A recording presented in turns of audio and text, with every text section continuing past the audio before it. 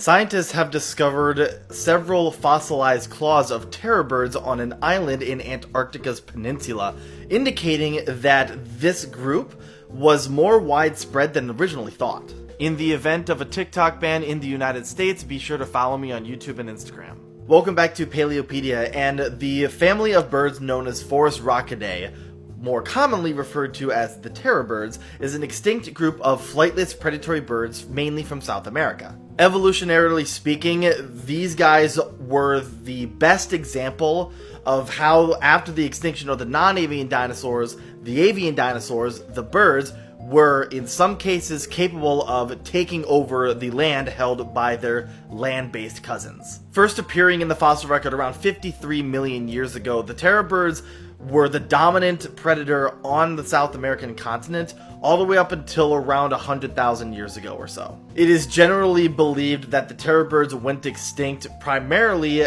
because of the Great American Interchange, when animals from North America were able to migrate into South America through the creation of the Isthmus of Panama. And as far as we can tell, the terror birds were pretty much restricted to South America. There is a fossil of a species of bird in Africa that may be a member of the terror bird family, but that's still highly contested, so we're not entirely sure. However, with this new discovery, we now know that there was at least one species outside of South America, and that was in Antarctica. Now, on the surface, these fossilized claws of the foot from this species aren't really all that spectacular. They tell us that this was a average-sized species, potentially weighing around 100 kilograms, and that it was a terror bird, so it was likely carnivorous. Based on the estimated size, as well as the age of the fossils themselves, being around 50 million years old, this indicates that this species was likely the top predator of its environment, likely feeding on marsupials,